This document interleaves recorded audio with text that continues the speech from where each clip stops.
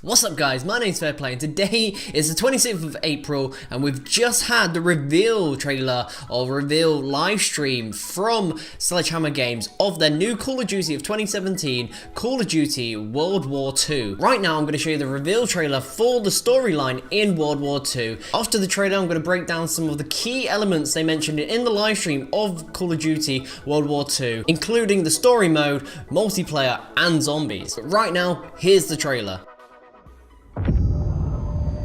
This day have set upon a mighty endeavor. Souls will be shaken with the violences of war. In this hour of great sacrifice, we shall prevail.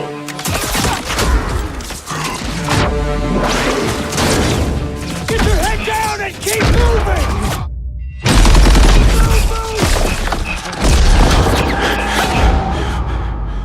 We are all that separates the world from darkness. The enemy is ruthless. We cannot, we must not fail. Duty first. Hey, Perez! Bumpy enough for you?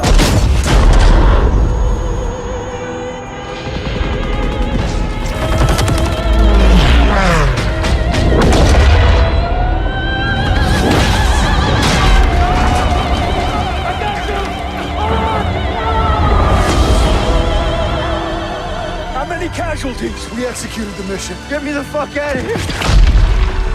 How many? We had orders! Get to cover!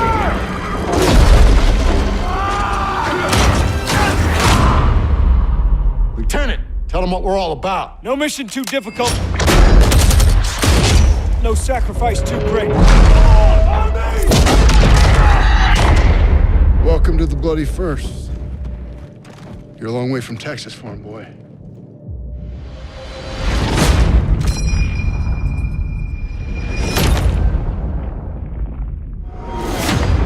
Pre-order now and get access to the private beta. There we go guys, our first trailer for World War II story mode. It dives straight into the story, what we'll be doing and where it'll be taking place, and just you can see the atmosphere within this actual trailer. It's so emotional, so gritty, so violent, really taking the Call of Duty back to its roots, back to the pure essence of what a war really is. The creators of World War II, Glenn and Michael from Sledgehammer Games, gave us some key elements to the story and to the actual game itself and what we can expect from this game. The main story, from what we kind of thought would happen, is not really true anymore. From the first image we got of the soldier looking straight down the camera with a reflection in his eyes, 4 characters in there, the 3 standing up and the 1 crawling down. When we first saw that, we kind of thought it might have been the same aspect as Battlefield 1, where we've got individual campaigns, individual people in different sections of the actual army, and you play as them as you go through the actual game itself. But in the Call of Duty, they've done what they always do for a Call of Duty game. They've stuck to one particular person, but this time it's more of a group of people surrounding you, which is the main aspect of this story. So the main character we'll be playing in this Call of Duty is called Private Red Daniels. He's a new recruit to the American army just before D-Day. He's never had any combat on the field before this, so he's quite a novice, he's quite a rookie, so you're stepping into his shoes as he joins the army on this very important day. He joins alongside with his best friend from America. So the time span for this story for Call of Duty is from D-Day itself right up to the very end of the World War II. So the main story will start with us storming the beaches of Normandy, taking them back, taking France back, and making our way towards Germany. Right now we don't know too much on how far these characters are going to be pushing. This is the very front line, this platoon we basically are. It's a group of 12 people, but our main character is in the center with an outer ring of about 5 people around him as co-main characters, but you don't play as them. Very important aspect they've been talking about in this actual live stream itself, and they really wanted to push forward. They've said it countless times. They want this to be more of a dark, emotional feel to the characters. It's all about the camaraderie between these people in the army, in this platoon, as they take on the Nazis, as they fight back and try and win the war. They've done this so you can feel more for the characters, get more involved into the actual story itself, and feel something as, say, you lose one or you gain something as you progress through the story, you will want to live their lives, you'll see what they've been through, you'll be part of the actual platoon itself as you take on this massive task ahead of you. But in this trailer you can see some key elements what are going to happen in this story mode, some big moments in the actual story where a church is crushing down, it's probably being hit by a bomb or by some tanks taking it down, and then we see some tanks getting blown up in the forest. It's just giving us nice little slices of what we can expect from the story. It looks beautiful, this game. The coloring, the actual feel, the look, the graphics, the actual textures to the people themselves looks amazing. It is like what I said in my previous video, it is going to be very similar to Battlefield 1. The graphics will look amazing and the gameplay will be awesome as it's from Call of Duty. We're getting our love child of the awesome graphics and the awesome gameplay. When we take the old pictures we got leaked very quickly after the first picture we got from World War II, the reveal poster so to speak with the actual date for this live stream on. Straight after we had some hidden images on their website what quickly got taken down, but people grabbed them and they're very poor renderings of graphics of different characters from the games with different Tommy guns and different situations they're in from multiplayer gameplay. But now taking screenshots from the reveal trailer, you can see they were pretty much guidance of what we can expect from the game. They pairing these two images to themselves, the one on the left is the leaked image, what was on the website, what got taken down, and the one on the right is from the reveal trailer. The comparison is pretty much the same character with a different gun. Instead of a Tommy gun, it's got the little Uzi gun, what's spray and pray, and the textures just look so much better, so much more detail into them, darker, richer. It just shows the quality and time and effort the actual creators have put into this game. But going through the trailer, you've got different aspects what are very interesting, what stand out. You've got flamethrowers, tanks, planes, what are dropping bombs. You've got a soldier smashing someone's head in with his own helmet.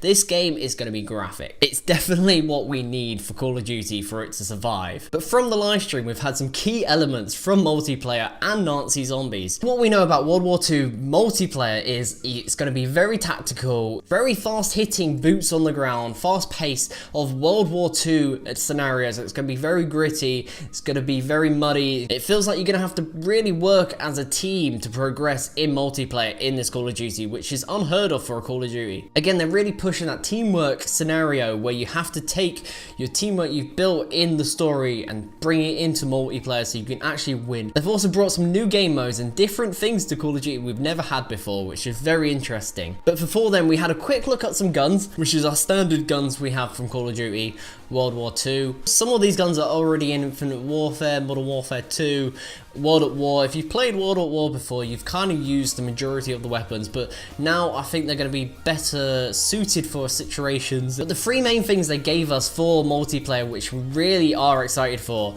is 3 new kind of modes and different styles how you can actually play multiplayer, which will possibly change how we play Call of Duty multiplayer forever. So the first one is War. It's more of a big tactical based game mode.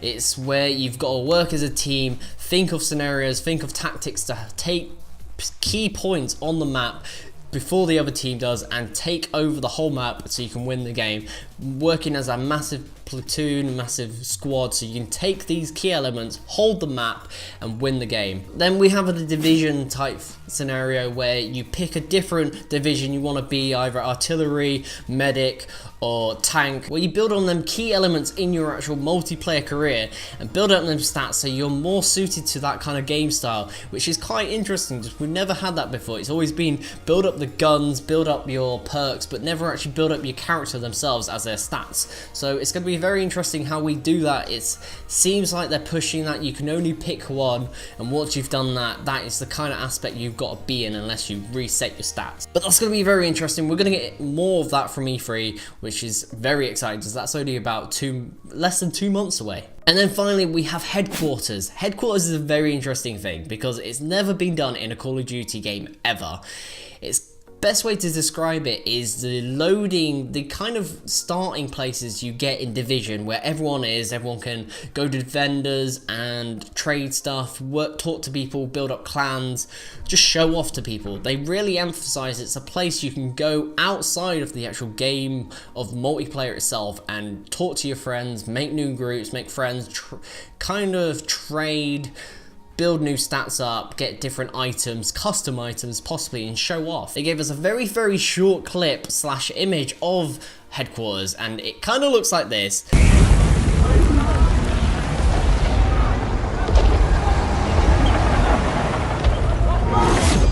And as you can see, 2 people on the front overseeing. Kind of looks like a marketplace full of loads of different people, loads of different players playing around, doing stuff, and it kind of looks like in the distance there's shops, there's different places you get clothes, weapons, there's groups of people standing around. It definitely does look like somewhere you can come together, possibly trade with people, different weapons, different things. Say if you've got a weapon and they haven't, you can trade, use different items. It's probably a way they're gonna introduce new weapons throughout the game. Maybe this is how we're gonna get to our supply drops. There's definitely gonna be supply drops. But hopefully when they brought this in, we're not gonna have the same aspect that it's gonna be a lucky drop. So you can actually find different elements within the headquarters where you can go different vendors, buy different elements, trade them so you can get the weapons you want, the different costumes. But I feel like it's going to be a great place to be. It's going to be so much better than before if this works, if it actually pays off. Just the only concern I have at the moment is the Call of Duty franchise isn't really acceptable for new things being added to Call of Duty. But if it does pay off, it's going to be an amazing place to be, because it's going to be a great place to come together, show off. If you're a very small YouTuber like me or other people who just want to start, it's going to be a great place to talk to other people, build it up slowly, get more people to know who you are, build up them friends really, and build up them clans, the squads. So when you play a game mode like War, you've got the people on your side who know you could win a certain game on. And I'm sure in a scenario like a War, you're going to get so much more XP than playing, say, free-for-all. But for now, it's kind of like all we know about what's going to be in this aspect of the multiplayer. That I feel like they've put a lot into this because they know certain games through the past year have flopped, and other games with different aspects have actually come into running with Call of Duty itself. Because originally Call of Duty was the biggest game out there, but now since certain games have come out, we've had a bit of a flop. But with these new aspects, I feel like this game's going to be amazing. I'm very excited for this. I can't wait. It's going to be amazing just getting in these places, getting on these maps. It's going to be so much fun. But we don't get any more information now until E3 in June. I think it's June or July, but they're hosting a whole thing there. They're actually going to open it up to people who visit E3 this year, so you can actually get your hands on it and play it. They're going to show us some gameplay. I feel like they're not going to focus on story mode at E3 this year like they always do. They're going to focus on the multiplayer. Just I feel like there's a lot in it they haven't told us yet, and it's going to be amazing. They said themselves there's so many guns in this game. It's going to be incredible. But the final thing I want to touch on in this actual live stream, in the reveal we got, is zombies. Instead of taking the basic zombies survival, they've kind of turned it on its head, so to speak. So Glenn and Michael have come out and said it's more of a horror film than anything. They said they enjoyed working on this horror film, and to us that kind of feels like, is it going to be more of a narrative structure than a survival structure? So we definitely know it's going to be zombies, because they flashed up this image when someone in the live stream asked for a little sneak peek, and we got this image. It's clearly a Nazi zombies with half its lip and face missing. But it's going to be very interesting, because they said the key aspect of this story behind the zombies this time is kind of similar to what we've used to, but you know, the generic, the Nazis are not really winning, so they step into the Twilight Zone. So they're kind of bringing these soldiers back from the dead, what have died on the war zone. So they're immortal soldiers, so no matter how many times you shoot them, they can keep going. So to speak, the perfect army. But it all goes wrong, and they have to go through the story. And I feel like it's going to be very scary, very tense and dark. It's just going to be incredible. I feel like they've done a lot into the terms of it being a horror more than a survival. But it'd be nice to actually see something done differently with zombies, instead of seeing if you can survive to around 100. But again, we're going to have to wait and see. I don't think we're going to get much of the zombie mode until later than E3. So they're going to focus E3 mainly on multiplayer, I feel, and a bit more of the story, and then they're going to give us a bit more information or a later showing at another Gamescom, another games invention, where they're going to show us a bit more of zombies just before the actual game comes out. But so far, that's pretty much what we know so far. Tomorrow I'm going to do a bit more depth into what we have, bit more screen grabs of different things they didn't want us to see, different images, see what I can dig out for you guys. So the PlayStation exclusivity is still on for this Call of Duty this year, so the game itself, all the DLC, all the extra content, and the beta this year are going to really come out on the PlayStation 4 first. So if you want to get your hands on the beta before anyone else, you're going to want to pre-order it on the PlayStation, not the Xbox. We still don't have a release date for the beta itself. They're probably going to announce that at E3. It's definitely going to be something you want to get your hands on. I feel like we're going to have our very first look at the headquarters, hopefully play some wars, as that sounds amazing, and just see what the guns react to. And it's a great time to jump on a game in its beta, as we can give feedback to the actual company itself, Sledgehammer Games, and they can take that and adjust the multiplayer to fine-tune it just before release, so we can actually have a whole game. But there you go, guys, that is the reveal trailer / live stream from Sledgehammer Games for World War II in a nutshell. Tomorrow I'll dive a bit more into it with a couple of other things I found as this live stream finished. But for now, if you've liked this video, make sure you give it a thumbs up. If you're new to my channel, make sure to subscribe for new content all the time. And as always, my name's Fairplay. Thanks for watching.